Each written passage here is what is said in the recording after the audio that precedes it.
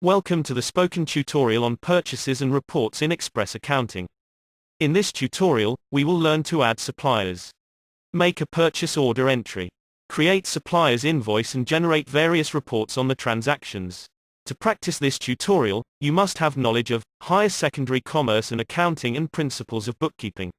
And you should have already set up an organization, company in Express Accounting. If not, for relevant Express Accounting tutorials please visit our website. Let us understand the meaning of purchase. Purchase refers to a product or service that has been bought by an individual or business. A business attempting to acquire goods or services to accomplish its goals. Click on the Purchases tab. Let us see the procedure for purchases in Express Accounting. The steps to be followed for a purchase entry are: add suppliers, make a purchase order entry, receivable note from a supplier and supplier's invoice. But first let us understand the meaning of supplier. Supplier is a person or business that supplies goods or services. Switch back to the Express Accounting interface. In the Maintenance panel, click on the Suppliers link. Here, we need to fill in all the necessary information related to a supplier. I have filled the required details as shown here. Scroll down. Click on Add New Supplier Details button at the bottom of the window. We can see the confirmation message for the saved entry. We need to apply these changes for the new purchase order entry. Scroll down and click on the Update Supplier button at the bottom of the window. The success message shows that we have updated the supplier. Scroll down. Click on the back link at the bottom of the window. Let us make a purchase order entry. It is used to register all purchase orders in the system. In the Transactions panel, click on the Purchase Order Entry link.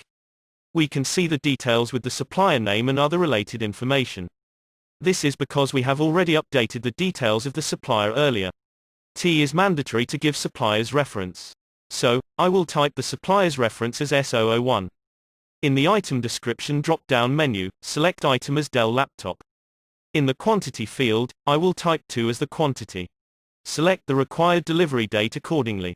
By default, it will be 10 days after the order date.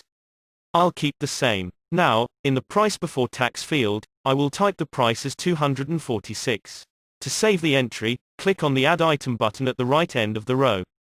We can see the amount total along with the GST. Now, click on the Place Order button at the bottom of the window. The success message shows that the purchase order has been placed. Now, we need to receive the items for the purchase order. In the window, click on the link Receive Items on this purchase order. We can see the details of the received items for our purchase order. Click on the Process Receive Items button at the bottom of the window. We can see a message, Purchase Order Delivery has been processed. Below that, we can see some more options. You may explore these options on your own later. After this, we need to receive a purchase invoice.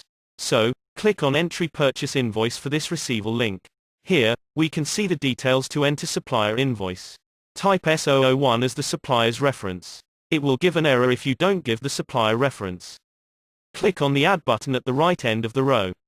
Scroll down. We can see the details for the invoice with the GST. Click on the Enter Invoice button at the bottom of the window.